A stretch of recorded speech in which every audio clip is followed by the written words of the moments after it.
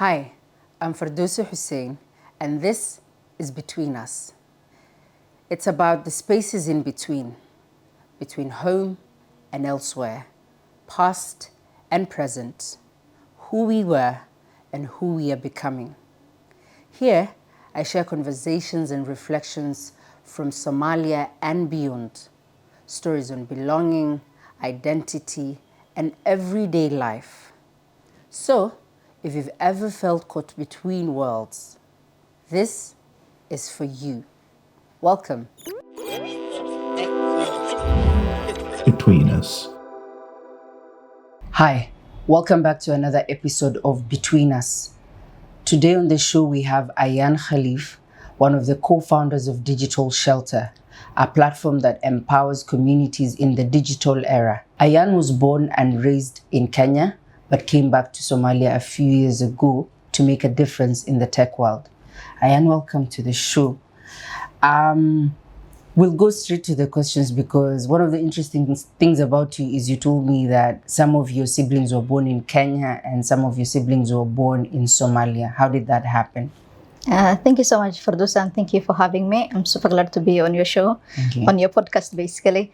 I come from a family that is basically Somalis, but at the same time, my dad is from Kenya, my mom is from Somalia. But I think all of our lives, we lived in Somalia. So when the civil war happened is when we moved back to Kenya. And I come from a family whereby half of them that were born in Somalia and half we are born in Somalia. So I will think it's a win-win. Yeah. We are both, So half Kenya, half Somalia. win-win for my mom and for my dad. So yeah, I come from such a family, and I think we had to move back to Kenya when the civil war happened for a better life, basically. And then we came back to Somalia for a better life. Okay.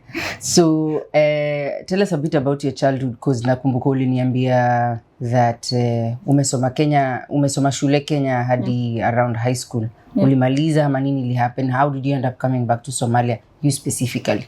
I think my journey in Somalia is a bit interesting. It's not something that I ever thought about. It's not something that ever occurred to my mind. It just happened. So I'm a pro-education. Like I used to love going to school growing up. So what happened one time is I used to spend a lot of time with my mom watching the news because basically we used to tell her, okay, your time for TV is over, can we watch our shows? So I used to see a lot of things that come from Somalia, and I used to think like, why is this my country? Why are we like this? So basically I used to have a lot of questions, and I used to feel like my mom doesn't have answers to that question, or any other Somali person, they don't have the question because they already left.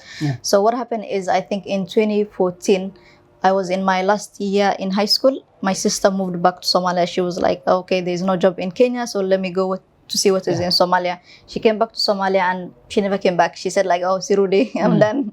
And then my mom after that came back to Somalia. She stayed for a year, and then she came back and stayed with us for like 3 months, and then she was like, oh, I'm going back. And I was like, what do you mean you're going back? You Somalia just, you just came. I think she stayed for like a month, and then she said like, I had some unfinished things to do in Somalia, so I have to go back. And then that made me think, it was like, if Somalia is that bad, or for what I have consumed for so many years growing up about on the TV, on the news basically, is that bad? Why will my sister, who has never been to Somalia, who was born in Kenya, all of a sudden, like she never came back, not that I have to move, nothing. She said like, okay, I like it here, I'm moving back. Same with my mom. She came, stayed for a few months, and then she wants to go back and be away for another year. So I was like, whatever that's happening in the news cannot be true. So I just decided like, okay, I'm going with you. Just my idea of when I was coming back, it was basically we were in holiday. So I was like, let me go see and spend my 2-month holiday there before I do my finals in high school.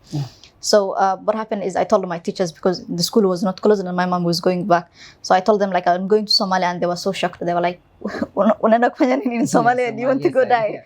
I was like, for so many years, you guys have been telling me go back to Somalia, and you have been talking shit about Somalia. So it's about time that I go back.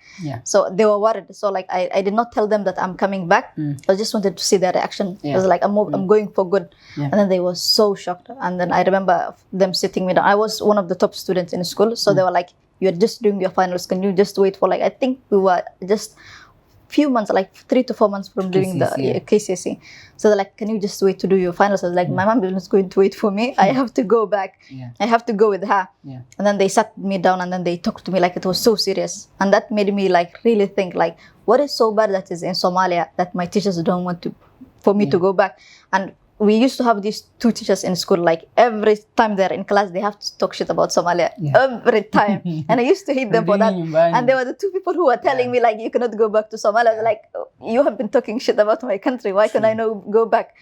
So they called my two, I think it was 3 favorite teachers. I used to like math, physics, and chemistry, and they were like, maybe you can talk some sense to her, like talk to her. They talked to me one by one, and then I was like, still, like I'm still going. So in the back of my mind, I'm just going for holiday. I'm not moving for good. So I'm like, let me just play along, tell them like I'm not coming back, just to see how worried they will be. So they talked to me, and I was like, I am still going. Nothing you say can make me change my mind. So like, okay, there's nothing we can say to her. We just have to let her go. And then the head teacher was like, okay. The head girl of the school was a Somali. They told her like, go talk to her. Maybe she will listen to you. So I remember this girl. She came to class. It was break time, and then she was like, okay, Ayaan, we need to talk. The teachers are worried about you. Like, what? Somali ka doonaysa? Like literally, waalidkaadu way kasoo carareen. Xagee uga cararaysa? I was like, what is wrong with me going back? It's my life, basically. If whatever happens to me in Somalia, nobody will come back to my school and ask them like, why did you let her go? And then she was like, are you serious? You're going back? Then I just told her, I'm just going for like the holidays. I was just teasing the teachers. So she was like, okay, it is fine, but I hope you stay safe. So I moved back to Somalia, and the most interesting thing is I did not take a flight. I came by road. So ulitumia barabara ya Mandera? Yeah, Mandera, Dolo, and then we came this way. That's interesting. How was the journey like? I think, alhamdulillah, I took that road because it really like prepared me coming to Somalia. For me, I really hate it when things happen very quickly. I remember when I was school, every time there's a new teacher, I used to hate it. I'm like, I have to get used to a new teacher, get to know them. And I used to hate it. So I was like, I'm going to Somalia for the first time in my life, and I'm taking a flight. You mean to tell me in 1 hour and 30 minutes I will be there? It did not make sense to me. So that's why you choose the route. I did not choose, it happened. But I remember telling my mom, please, can we go by road? She was like, oh, like literally everybody genuinely believed that like how all of a sudden like you're deciding to go back to Somalia, like malukumuda kwada. That's what my teachers thought. That's what my mom thought. She was like, adik malukumuda kwada umuda. And then the flights back in the days were not this frequent. It was like once a week, twice a week, kind of that. So my mom could not find a flight, and she had to be really in Somalia very quickly. So like the only way was to go Mandera, and then from Mandera we go to Dolo, and from Dolo we take a flight. There was a flight that used to happen. So kutoka Mandera ama ni kutoka Dolo to Mogadishu ndo kuna flight? Dolo to Mogadishu there's a flight, there's no Mandera. So we went to Mandera. My mom was like, stay for a few days, your grandmother is here, because I don't think you're coming back, basically. So we passed by Mandera, stayed for a couple of days, and then we came to Dolo, and then we couldn't find a flight again. And then I was like, okay, my prayer is getting answered. We are taking the road. I was like, oh, you don't have a choice. From Dolo to Hamar? Dolo to Hamar, yes. I think it took, I don't know how many days it took us. I really cannot remember. I think it was 4 days, 5 days. The road was really bad. And my mom was like, but we have no choice. We took a car. I remember I think I was the only youngest at that time. And dumarku way ku yarayeen. I think raga naga badnaayeen because jidka the security was really bad. Waxyaalo badan jidka dhacana la sheegay, like there is a rape cases, there is security askara, so many things that is happening. So maxaa la dhihi jiray, we took the bus, and I think that was the first time like I got a different picture of what I used to see on the internet for the first time. I was like, I remember asking the driver, Somalia ma joognaa? And he was like, Somalia ku jirta enough, because I was like, this is not the Somalia I used to see in the internet, because it was green, it was beautiful. And then Badim ka soo dhex maraysid. I did not come all the way to Hamar and then experience these things. It was like Badia soo maray, wax kala duwan soo arkay, magaalooyin kala soo arkay. And then I will constantly ask the driver, and magaaladee joognaa, and then trying to remember, because I didn't have a notes and I didn't have the smartphone that we had to hide it because of security issues. So I was like, I will ask him, magaaladee joognaa, and then I remember him looking, gabadha ayaa dhalay qabsado. Because he wanted to focus, because like jidka la maro waxa isku fikiraya, and I'm asking him constantly xagee joognaa, magaalada joognaa, constantly asking Somalia ma joognaa, because for so many years I've seen bad things about Somalia, and for the first time I'm seeing different images, not like the best, but it wasn't anything close to what I used to see on the news. So I took that road and I came to Hamar, and I still have this picture the first time we landed in Hamar, in Mogadishu, basically. And a lot of people may not understand Hamar and Mogadishu are the same thing. Hamar and Mogadishu. Hamar is actually the Somali version of Mogadishu. So Mogadishu is the English name for Mogadishu, and Hamar is the Somali name. marka xamar imaanay, we were the last people to be dropped. So like dadka kulli meel ay rabeen ugu degdegen. So the bus driver was like, I'm not taking 2 people to all the way to the bus station. Halkan iga dega. He dropped us by the side of the road. I laughed in dhulku dhigay, and I remember like I was just looking around. I was like, wow, this is Hamar. And it's not whatever arki jiray maahan. Qarxa dhacaya, dad dhimanaya, nothing. It's like, okay, there is a rush because blacks yokso degnay. I remember like carada madowga xasuusta. And then I was like, okay, it's not a perfect picture maahan, but it's better than what I was seeing in the internet. And I remember my mom said like, "Nah, maxay caawisid alaabta ila qaad," because she was mad at the driver. He dropped us by the side of the road. But I was like, okay, I like it here. Like that was my first connection. Like I like it here. It's not as bad because I was expecting the worst. It was nothing close to the worst. It was like much better than what I was expecting. I was like, okay, I'll survive it here. So that was my journey back of coming back to Somalia for the first time. Okay. Did you, after, because I know you finished high school, did you do your university here or did you go back to Kenya? So what happened is when I came, the plan was to stay just for the holidays and then go back and finish my high school. So when I came, I liked it. I kind of liked it here. And then, you know, manhajka inta xagga isku mid maahan. So like when we are closing in Kenya, they are opening schools. So when they are closing with us in Kenyans, we are opening. So when I came, school wala furay. So like my mom was like, quick decision. Malawanaysa, you're staying for the holidays, you're going to finish your high school or school into Malagena. Then I was like, into school again. I'm like, I'm not going back. Everybody was like, Mualata, saddex bil bisa ku dhimto, 4 bil. I don't know, it was like something, short time I dhimnay.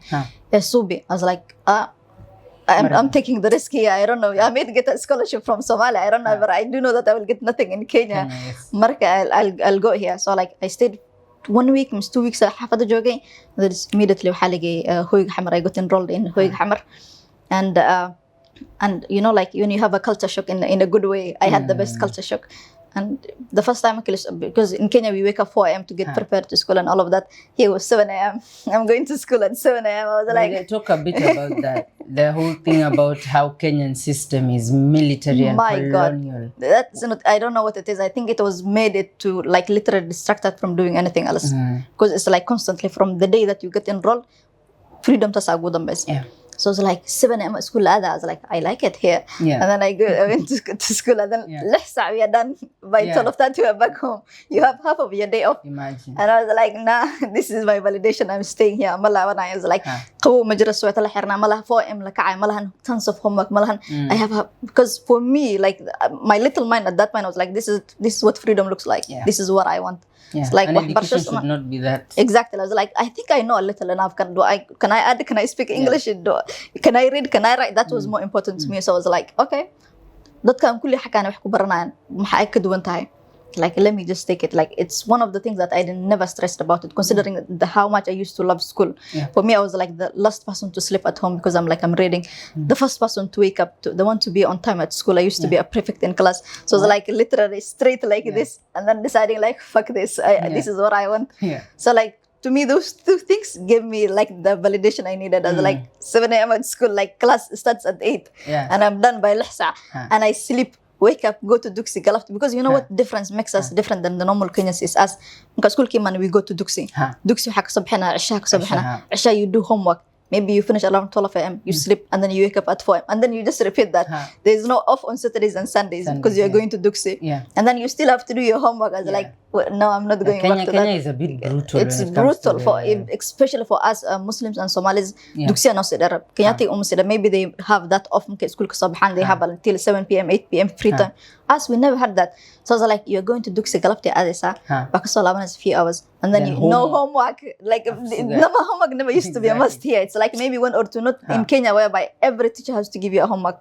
For us, it was like once in a while. Like, it's not ever even something big, mahan. Homework in Somalia. So I was like, oh my God, I have tons of free time in my hands. I can read all my novels. I can do whatever I want. At that time, there was no good internet in Somalia.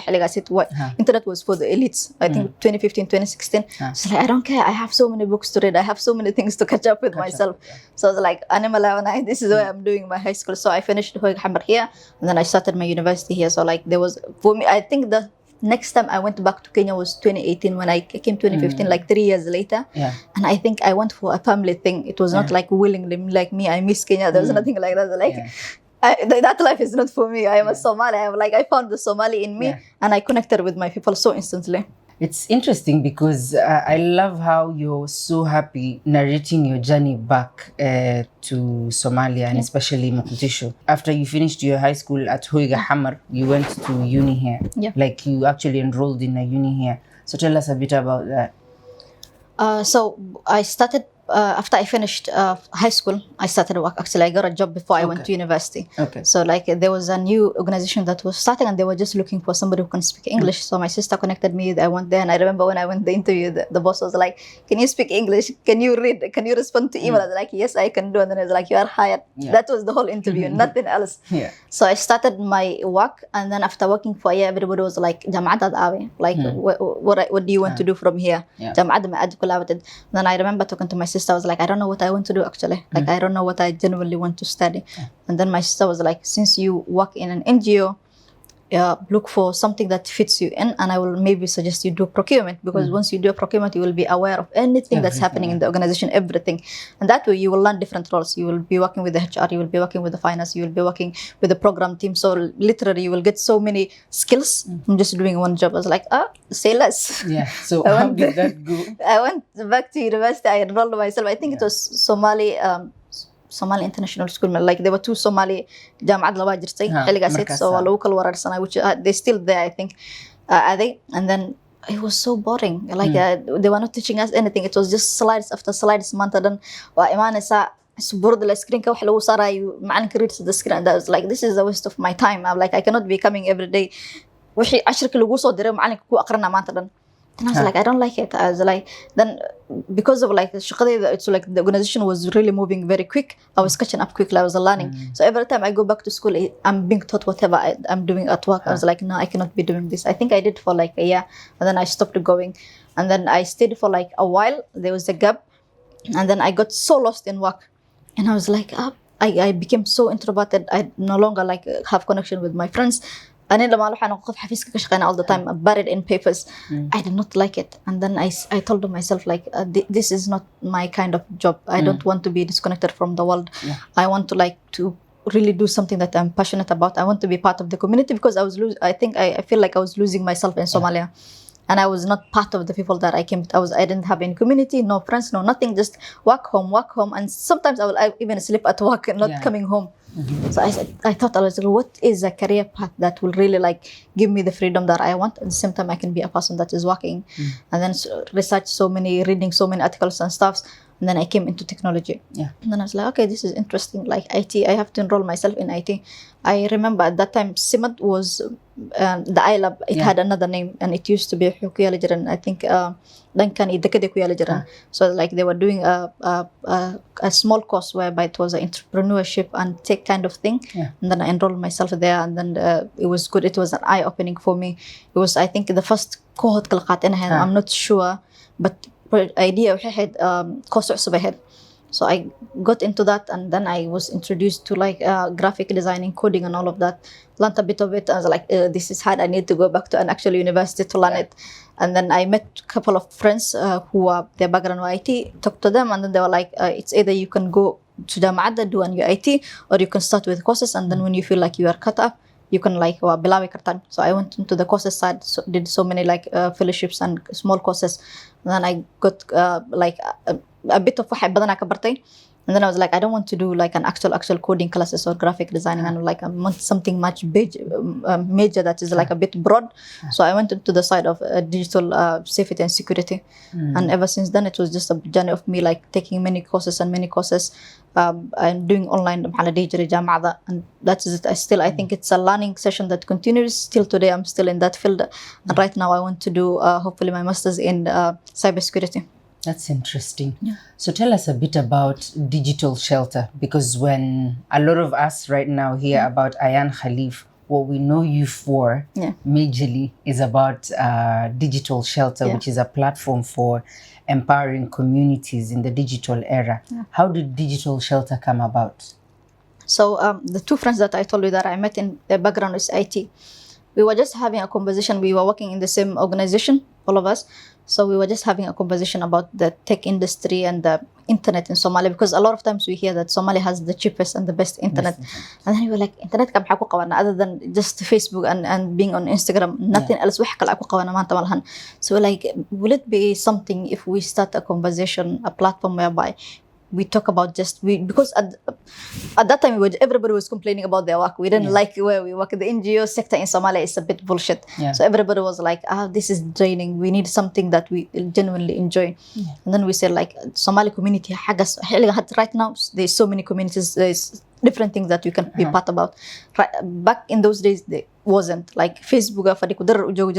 Just the community was just in Facebook. So like we need that physical connection. That and we talk about things.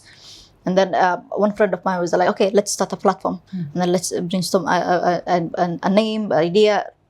At that time, it was just like we need a place that we can bring people together, and then we are not going to be the normal NGOs. We're going to be talking about technology, everything, internet, everything tech, nothing else. We are not going to the humanitarian side because there were so many NGOs working on that side. Like just let's discuss how can Somalis benefit from this technology and the internet that we have? How can we use it better? How can we even use it? At that time, the point that we are coming from is the cyberbullying that was happening in Somalia. Somalia in dadka la caadi u arkaan hadana internet kala sii geeyo qofka wala sii caynaya, and then they like, okay, it's a joke, it's caadi, it's just the internet, and we're like, it's not okay. You're literally harming somebody's life that is very far away from you. Like you may not be doing physical anything to them, mentally you're hurting them. So like let's have a conversation on that. So we decided doing like I think we used to call it Shah and Sheko, if I'm not wrong. I don't remember. Shakish, something like that.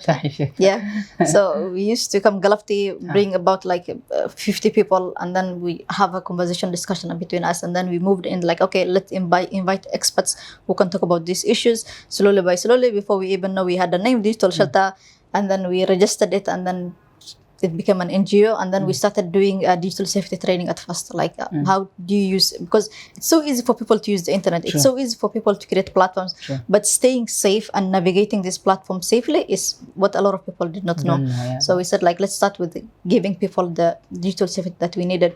And then we realized that the digital literacy in Somalia was so low. So we like, okay, let's do digital literacy training, digital safety and security. And then slowly by slowly we added it. And today we are like, we have this platform whereby we got into everything technology and everything human rights. So basically our slogan is we do everything tech, everything human rights, and then what is the interconnection of technology and human rights? So like that's the work that we do. So it's a bit broad.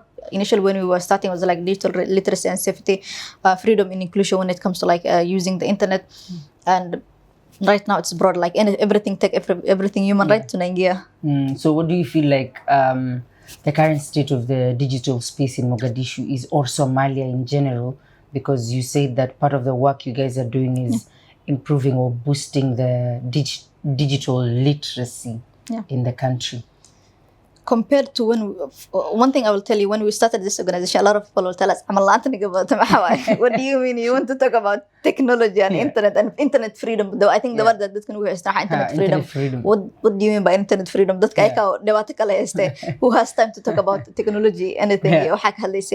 So like to be here today and to have that conversation with people and nobody is like surprised or shocked, to us is like a growth and a success. True. And to hold the conversation whereby we are talking about internet shutdowns. Like back in the days when we talk about internet shutdown, internet like how, like people don't realize that Somalia is that country whereby we are so connected to the internet. Nothing is going to happen. EVC our life will literally stop. So we're like, internet shutdown can happen. Internet and today we are like, you can have that conversation. We can debate about it.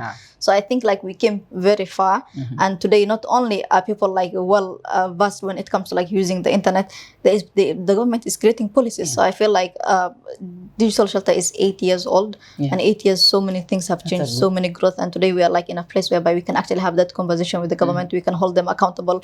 The other day we did an event for Internet Governance Forum in Somalia, and then we were just talking about the internet governance in Somalia. So who can be part of it, where the stakeholders and people were like actually having that conversation. So like, okay, we really came from far. Yeah, true. Yeah, because if you see what you've said right now, that there was poor literacy in the digital space, and right now we're in a state where we can actually talk about a lot, including can the internet be shut down? What are some of the perceptions Kenyans wako nayo? Na si hata Kenyans pekee, but mostly Kenyans because huko ndo si tumetoka. What are some of the perceptions Kenyans have of Somalia that are not true? I'll start with the sector that I work, which is like the internet in Somalia. It's not even actually not only Kenyans, but I think it's like all across Africa and other continents as well. And I think it was in 2014 I was part of a panel, and then I did a research paper I contributed to. They have a yearly report from Africa, the digital rights in across Africa, what is it like? So for the first time I contributed to it, and then I was the panel. They were asking me a question, and somebody said like, Somalia doesn't have internet even. Like that was the question. That like, do you guys even have internet before you even talk about it? And then I had to tell them like, not only do we have internet, we have the cheapest and the one that has the highest speed when it comes like we compare to Africa. So like a lot of Kenyans, when I go back and tell them like, I hate the internet in Kenya. Like, why is it so slow? They're like, when we talk of Somalia, what are you talking about? Exactly. And I have to tell them like, guys, the internet in Somalia is much better than the one that you guys have. It's nothing like M-Pesa. Like, I'm sorry guys, but we are way to Kombali. By that Kombele sana. Kombele sana. Tuko na the longest coastline in Africa, so bandwidth yetu ya internet, it's cheap and it's a high speed, and it's a struggle when I go back to Kenya. A lot of Kenyans they don't think it is real. They think I'm just joking when I go back. A lot of them don't know that anything that they see from the internet, from the not even internet, the news. I can't believe in 2025 there are people actually who watch the news from BBC and CNN and Al Jazeera and those kind of stuff when we have like the internet. Like the picture that they have of Somalia is nothing close to what is actually in Somalia. And a lot of times what I get is like, even though I was born in Kenya, so Kenyans, when they see like somebody speaking English from Somalia, they're like, how did you learn? Imagine. But like, how illiterate do you think we are? Like, I know that it's we speak Somali and Arabic, but they're like people who speak English well, like they grew here and they were well taught here. They get shocked like when they find somebody who like finished school and university from Somalia, and like they think everybody has not gone to school, like it's dooms just here, nothing else. So basically, and I think every time I travel, the first thing I'm asked is like, oh, you made it alive. I'm like, what do you think it is, you guys? Like, it's a shock. Like, you're from Somalia. I always get received with so much pity. Like, oh my God, it's so glad to have you here. I hope you're okay. I'm like, like, to be ignorant is really bad. I'm like, you guys need to do your research. It's not that bad. So like, I feel like every time that I go to, not even only in Kenya, anywhere else, like I have to defend myself. Like, like constantly telling them, guys, it's not like this. It's not like this. And a lot of people don't understand that. And a lot of people are like kind of shocked. They're like, oh, I'm glad we know that. And a lot of people are like, oh, you're just like defending your country because you have no choice. Yeah, true. So the other thing is, other than the internet, nini unaweza sema about Somalia that people don't know? Because part of this space between us is we explore the whole theme around identity and belonging. What do you think you feel so connected to ukiwa hapa Somalia that upatangi kwingine ukienda across the world? Because I know you travel a lot. So what is it that you feel like una feeling like there's a sense of belonging for you as a Somali everywhere unaenda? I think the word itself, belonging, being part of a community, people that you can complain. One of the things that I struggled when I used to be in Kenya is like constantly being called, you're a Somali. I was like, what does that mean? I was born and grew up here. Like, why are you like giving me this profile that I'm a Somali? Like, I think most of us, what made us not actually like embrace our Somaliness is constantly being profiled. You're Somali, you're Somalian, being connected to the bad picture that's coming from Somalia, like it's yourself. So like a lot of us, we have to make ourselves small and we hide our Somaliness just so that we can fit in. So when I came here, like I fit in so quickly. Like, oh, I am part of a community. I'm no longer being called a Somali because I am with my people. And it's something that I really like crave every time I go back. And like I might go to a place that is so safe, but I will still crave back to come back to Somalia because I'm not a second-class citizen. I am like the first-class citizen. I'm with my people. Like, like it's not like you're not scared of them. Like other places, you're like, oh, wadan shisheya jogta, so like you gotta chill. You're like the first word is like wadan kada ma jogtid. So like chill. Like I accept it because like you are not in my country. So coming here is like I can do whatever I want. I'm with my people. Like humata. I am with my people and I am in this with my people, and I think that sense of belonging and being part of the community is what makes me stay here. It's what makes me like constantly, wherever I go, like I keep on coming back, and I think it's like Kenyans drilled it in our head constantly. You're Kenyan, you're a Kenyan. you're not Kenyan, you're not Kenyan enough. When in Somalia, like you're a refugee, yeah. you're a refugee, like you didn't come here by choices. Like whatever happened in your country brought you here. So yeah, like you are not a Kenyan. We don't care if you were born when in Somalia. Like that is like that. The first time I came, for the first time I felt like I am not Kenyan, or like I'm not like hiding my Somalianness. You're not Somalian. Yeah, because in class when like the teacher says something about Somalis, like and mind you, in class we were like 90% Somalis and like 10% like Kenyans. The teacher will talk trash about Somalis and nobody will say anything, and it used to piss me off. Like guys, like why we are many, we're supposed to fight them, and I feel like we couldn't fight them because we didn't have enough information. We had everything that was in the news, so like there's nothing that we could say. Like when they say like you guys are like bringing you insecurities in Kenya, this is happening because of you guys. It's what we see in the news. It feels like it's the fact. So like we have nothing to fight them back. But for me, I don't care. I will argue. I will just say this, even anything. Like I want to defend being a Somali person. And when I came here, that was no longer like I'm with my people. Like like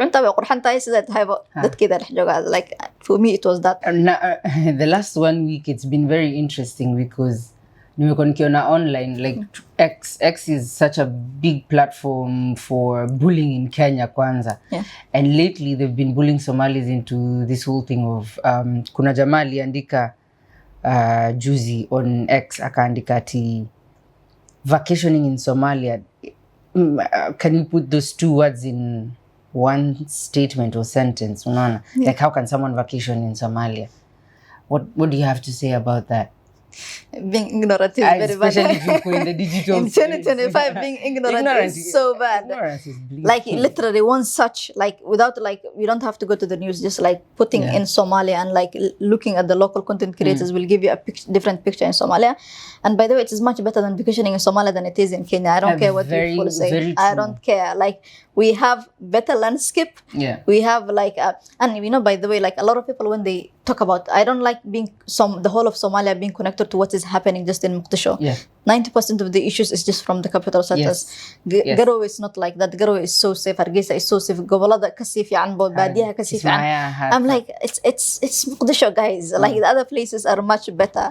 So like vacationing in Somalia is better. It's cheaper. It's like more rewarding. It's within your people. You're not like, where is your passport? Where kibande lumod like nothing.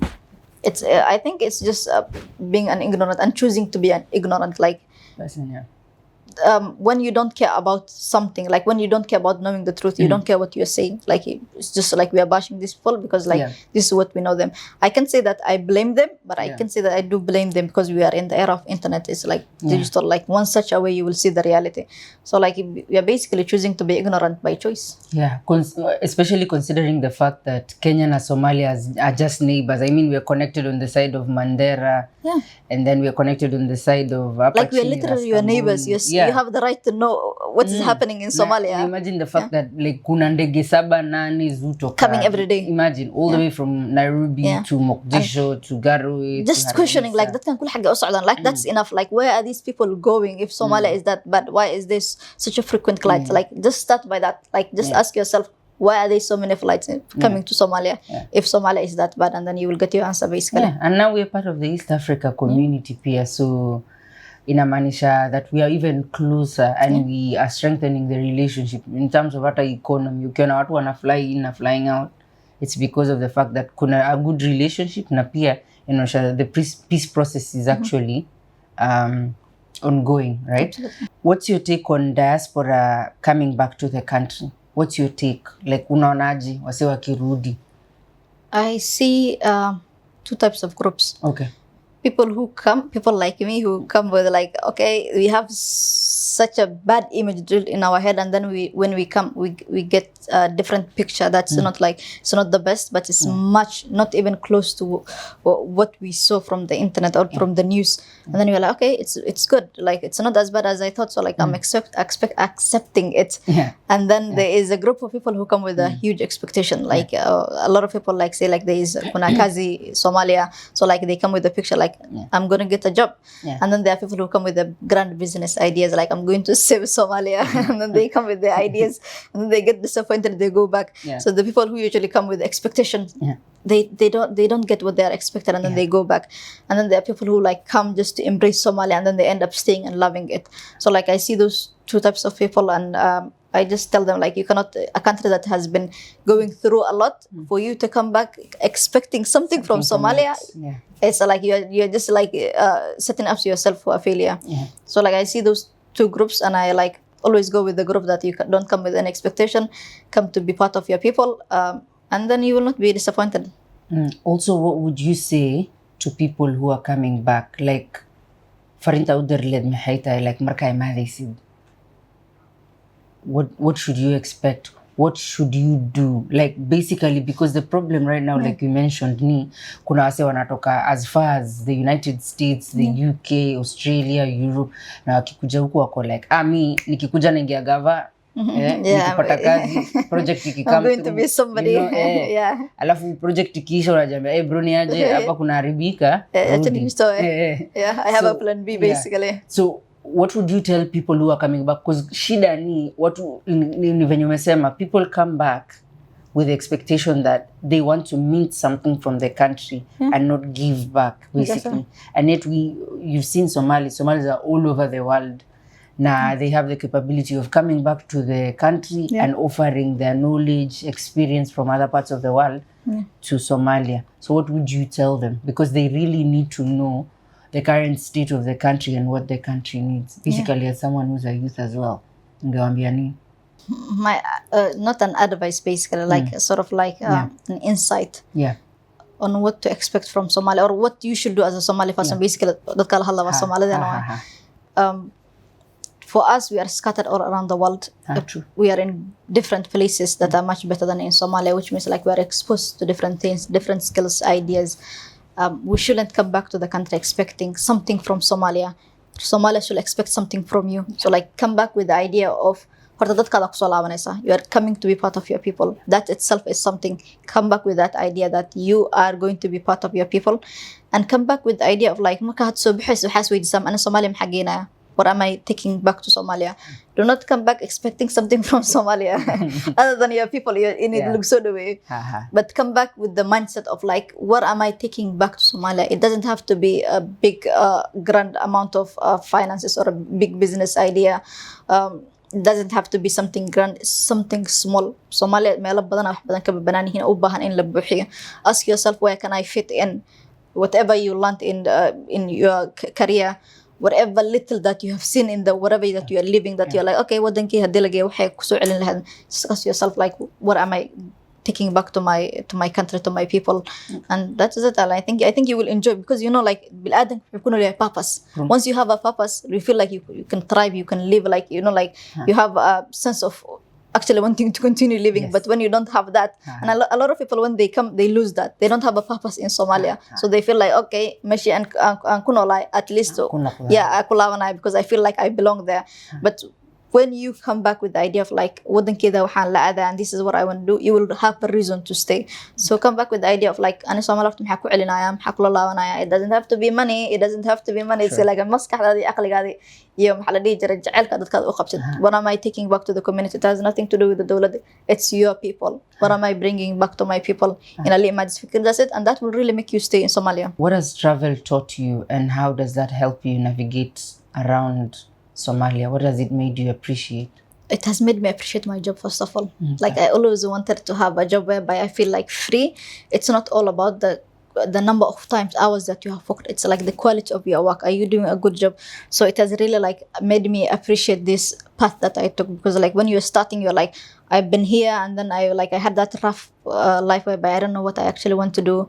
And then I did tech, and I was like, oh, it's so tough. Like, it's not easy tech. You have to like constantly be at the top of your news. Like, you constantly have to learn something new. You have to upkeep. It's not like something that you learn and then you're like, okay, graduate, it's class. It's like you constantly have to like update yourself.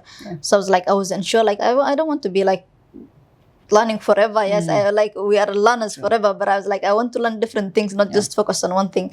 So like traveling has really made me appreciate, like I can have my laptop and I can work from anywhere. It made me love that, and it has made me love like being a woman. Like sometimes a lot of people make it look like it's impossible for a woman to travel, and they don't realize that everywhere it's not like the picture that you have in mind. It's not like everything that you see on the internet is not the truth. So like enjoying being myself, and it's feel like it fuels me every time I travel. It's like I get this new energy, like, okay, I can do whatever I want. I come back with so much energy, and I enjoy my work, and I'm like, okay, I need to go do it again. There's a very big group of Kenyan Somali ladies who come back to the country. What's your experience interacting na wasichana wenye wametoka ama wanawake wenye wametoka Kenya ambao ni Wasomali wenye kuja back to the country to work mostly? I think it's something that I see because I've not seen like a lot of Kenyan ladies who there's a few who like actually stay for good here. For like us who move like for us like who move for good, and then for others we are here for purpose. Like most of Somali Kenyans and not even girls, we come here for a reason. Like we are looking for a job because like nobody in their right mind is thinking like I'm trading the life in Kenya to Somalia. Yes, so like I'm here for work. So like for many they come for a contract. So when the contract ends, you are forced to go back. And the other thing is, in Kenya there is a structured life. Life like it's like we know what we are doing every now. In Somalia it's nothing. Unafanya Kenya unataka. It's like anyhow everywhere. So like that, a lot of people it shocks them. Like coming from a place where there is this and that and that and that to coming place where like there's a lot. So like, a lot of people cannot sustain that. And to live in Somalia, you need a thick skin. Not even for Somali ladies, it's for both genders. It's like you need to be really like know what you want and stick to that, or else like you utazungushwa kila mahali. So like a lot of people, they like nobody prepares you for that. Nobody for me. I think I got lucky because I was living with my family, so like I may not be able to relate to what they were going through, and it gets really lonely because there is 2 Somali ladies that lived with us, and till today they're like a family to us, and they came to stay with us because like it was really getting lonely staying in Somalia, and then they feel like they did not have like a family that they can belong to, missing their Kenyan part of it. So like them finding us was like, okay, finally we can speak some Swahili with some people. And I think that is how it came to be. But it's like, it's the idea of that you come from a place whereby there is a system, there is a structure. You go to school, you go to high school, you go to university, you get a job, you get married. You know, it goes like that to a place whereby you like job, una retire. Yeah, it's like it's a written thing, and then you come to a place whereby it's unajifanya kenye unataka, like you do whatever that you want. There is so much freedom, and I think that freedom bothers them sometimes. Like it shocks. Yeah, like this, and then you're like. You're given a freedom that you did not ask for, basically. You know, like when you ask for it, something you did not ask for, and then you're like, you don't know what to do with this freedom. You really don't know. Like, so you go back to the place that you get used to that has a structure, or you get stuck here, and then you have to like, you have to be strong. As much as, by the way, what wanasema, it's very hard to live in Somalia. Me, I've been able to hack it. I've been here for 8 years now. Now, what I could say is basically try and look for your own community here, whether you're still single or... Sorry, you know, like the reason why I really hate the education system is it doesn't give you the time to discover yourself. There isn't time like to really Kenya, think right? like, in Kenya, to think like, who am I? Like, am I interested? Some of us, even when we are going to university, we just take whatever course that is thrown at us because there isn't time, space to think about. Because like you finish, you just wait for the period of the result, high school. Period of the result, university, you finish. So you don't know what you're actually doing. So by the time you finish, you might be doing a major that you do not actually enjoy. So like coming to Somalia, you have plenty of your time and you don't know yourself. Like that comes like, it kind of shocks you. So like I think Somalia gives us time to like discover ourselves, find our own community, like really like be your own person. Be your own person. Like all of a sudden, I said like, I am alive. So I think being a Somali is really nice. So yeah, I absolutely love it. A lot of time I get it. Like I've been to Europe a couple of times and people are like, how so and I'm like, if you guys knew the shit that is happening there and what we have, like we have so much freedom here. We can talk shit about the government and nothing will happen to us. Haggis, like I do not see, I do not hear. You're blind, you're deaf. We have so much freedom in Somalia. We have like sense of purpose, and it just takes like it's slow basically life, and that gives you time to like talk to yourself and get to know yourself. And I think a lot of Kenyans and a lot of ladies, they do not get that time. Life is just thrown and bombarded at them. Actually, it's rules. Yeah, rules and colony basically. Big time. System. So some people sat somewhere and said like, how can we make these people super busy? Like, how can we control their lives without them knowing that we are controlling their life? And then like, they written this rule and our parents ran away with it, tick, tick, tick, tick, tick. And they're like, unless you're a rule breaker, you'll never hack it in it. Yeah. So kudos to the ladies that are coming to Somalia. That is still like going out of your comfort zone. And inshallah, maybe they will. There's so many Somali communities here, Kenyan communities here that are by from the even Somali. Kenyans work on you. Yeah, exactly. Not even Somalis. Like there are a lot of like Kenyans that are not Somalis that work in Kenya. In Somalia, I mean, a lot of them. So there is a lot growing community of Somali Kenyans, normal Kenyans in Somalia, in Mogadishu. And hopefully that when they come back, they will find their own people. Ayaan, thank you so much for joining me on Between Us. Yeah. It's been an absolute pleasure to hear about your story, your journey with digital shelter, but also your expertise in matters global, because you know a lot. See digital space, but I'm glad that you've shared your insights with us. Thank you guys for joining us on this episode. Make sure to subscribe on our YouTube channel. Between Us.